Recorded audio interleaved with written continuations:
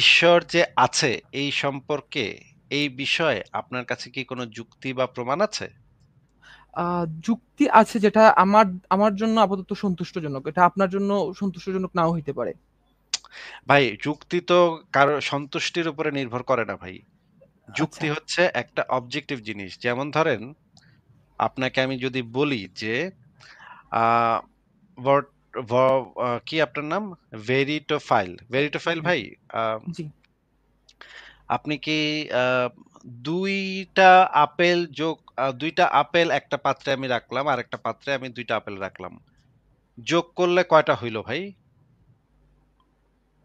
কয়টা ২ আপেল টা হইল? ২ টা রাখছেন। ২ টাই যোগ করলে তো ২ টাই হবে। না, না, একটা পাত্রে ২ টা, আরেকটা পাত্রে ২ টা। এবং ৪ আমি টা, তখন একটা বড় পাত্রে সবগুলা নিলাম। কয়টা হবে? ৪ টা। এটা আমরা প্রত্যক্ষভাবে পরীক্ষা-নিরীক্ষার মাধ্যমে দেখলাম। নিজের চোখে দেখছি আমি ৪ টা হইছে, তাই না? নিজে হিসাবও করছি নাকি? জি। এখন আপনি বলেন তো, আপনার কাছে কোনো কমলা নাই। ঠিক আছে? আপনার কাছে কোনো কমলা নাই। এখন আপনি আমাদেরকে বলেন তো, একটা পাত্রে যদি আমি ২ টা কমলা রাখি, আরেকটা পাত্রে ২ টা কমলা রাখি এবং সেগুলো যদি একটা বড় পাত্রে নেই সব কমলাগুলা, তাহলে কয়টা কমলা হবে? ৪ টা।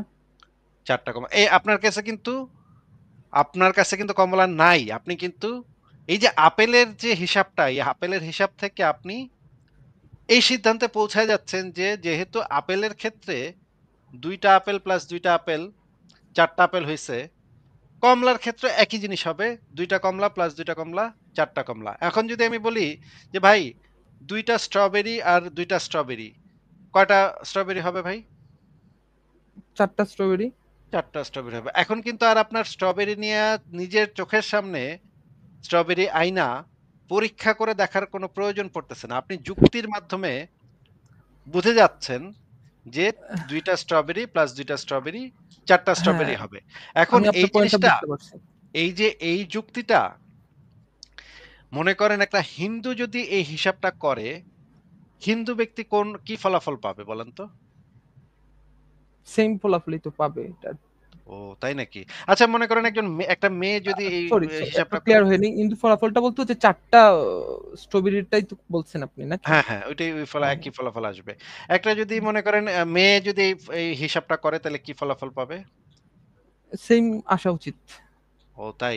আচ্ছা, যদি একজন হিজড়া যদি এইটা করে তাহলে সেমই কি আসবে হবে? এটা। ও আফ্রিকার মানুষ করলে? হ্যাঁ, ২ টা ও ২ টা ৪ টাই তো আসবে। চাইনিজ করলে চাইনিজ? ৪ টাই হবে ভাই। ও তাই নাকি? আচ্ছা, জার্মান কোন ব্যক্তি যদি এই হিসাবটা একই হিসাব করে? হ্যাঁ, ৪ এটা কি টাই তো কোন আসবে। ব্যক্তির ক্ষেত্রে না, এই এটা যুক্তিটা কি ব্যক্তিভেদ। আলাদা হবে? যে ভাই আপনাকে সন্তুষ্ট করছে না ভাই, আপনার যুক্তিতে সেটা হবে না ভাই। এটা আমার যুক্তিতে এটা হচ্ছে ভাই। আমার যুক্তিতে ৪ হচ্ছে, আপনার যুক্তিতে ৫ ও হইতে পারে, ১৬ ও হইতে পারে, ২৬ ও হইতে পারে ভাই। এটা তো আরেকজনের যুক্তিতে তো এটা অন্য কোন সংখ্যা হওয়া সম্ভব না, তাই না? হ্যাঁ, হ্যাঁ। এখন তার মানে হচ্ছে যুক্তি যেই জিনিসটা, সেই যুক্তিটা হচ্ছে একটা অবজেক্টিভ জিনিস, একটা ইউনিভার্সাল জিনিস, যেটা প্রত্যেক ব্যক্তির ক্ষেত্রে একই হবে। এটা আপনার ক্ষেত্রে একরকম, আমার ক্ষেত্রে আরেক রকম হবে না। আপনাকে আরেকটা উদাহরণ দিচ্ছি। যুক্তি বা প্রমাণ, মনে করেন ত্রিভুজের ৩ কোণের সমষ্টি কত ভাই? ত্রিভুজের ১৮০ ডিগ্রি।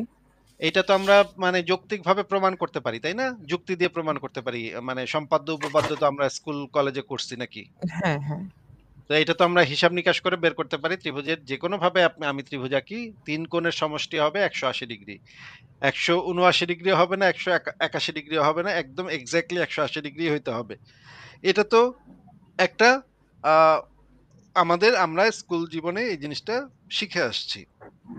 আপনি তো ভাই সব ধরনের ত্রিভুজ কখনো আঁকেন নাই। কিন্তু আপনি কিন্তু এটা জানেন যে যত ধরনেরই ত্রিভুজ কেউ আঁকুক না কেন, যেই একেকটা কোণ যতই হোক না কেন, যোগ করলে ৩ টার যোগফল সবসময় ১৮০ ডিগ্রি হবে। এটা তো আমরা যুক্তির মাধ্যমে জানি। তাই না ভাই? জি, ভাই আমি আপনার মেইন এই পয়েন্টটা জিনিসটা তো ধরে এই ফেলছি জিনিসটা তো আরকি। আপনি জিনিসটা বুঝাতে অবজেক্টিভলি, চাচ্ছেন। এই জিনিসটা তো একটা অবজেক্টিভ ব্যাপার। এটা তো এমন না যে আ কালা চামড়ার মানুষ করলে সে ১৩০ ডিগ্রি পাবে, আর সাদা চামড়ার মানুষ করলে সে ১৯০ ডিগ্রি পাবে। আসিফ মহিউদ্দিন করলে সে হচ্ছে গিয়ে ৩৭০ ডিগ্রি পাবে। আর আপনার নাম মনে করেন আপনি করলে সেটা আরেকটা ডিগ্রি পাবেন। এরকম তো হওয়া সম্ভব না ভাই। যেকোনো মানুষ এটা করুক, সে ওই একই ফলাফল পাবে। যুক্তি এইজন্য ইউনিভার্সাল। যখন সেই জিনিসটা যুক্তি, তখন এটা ইউনিভার্সাল। এখন আপনি বলতে পারেন, "ভাই আমার মতামত।" মানে হ্যাঁ, বাংলাদেশের অনেক মানুষ আছে যারা মতামতকে যুক্তি মনে করে। হ্যাঁ? মতামত আর যুক্তি এক জিনিস না ভাই।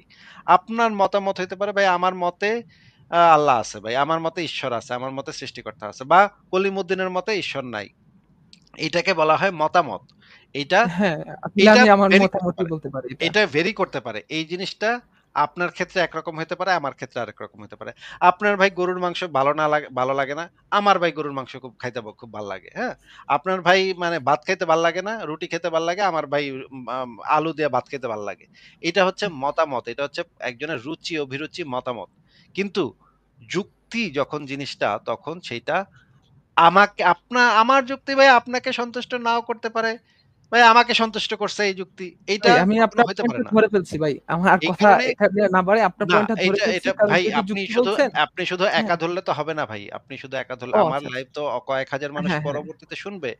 তাদেরকে ডিটেইলস এ আমার পরিষ্কার করে বলতে হয়। কারণ অনেক ছেলেপেলে আছে যারা মাদ্রাসা থেকে মাত্র উইঠা আসছে। তারা এত কিছু বোঝে না। তাদেরকে ভেঙে আমার বলে বুঝাইতে হয় প্রত্যেকটা জিনিস যেটাই সেটাই আসলে আমাদের কাজ। আমাদের মূল কাজ হচ্ছে এটা, মানুষের চিন্তার বিকাশ ঘটানো। মানুষ যেন চিন্তা করতে শেখে। আমরা সেই চিন্তা করার সেই পদ্ধতিটা বা চিন্তা করার যে রাস্তাটা তৈরি করে দেয়ার চেষ্টা করি। এই কারণে ভেঙে উদাহরণ দিয়ে আপনাকে খুঁটিনাটি জিনিস ধরে আপনাকে বলছি, শুধুমাত্র আপনাকেই বলছি না, আমি আমার দর্শকদেরকেও এই জিনিসটা বলছি।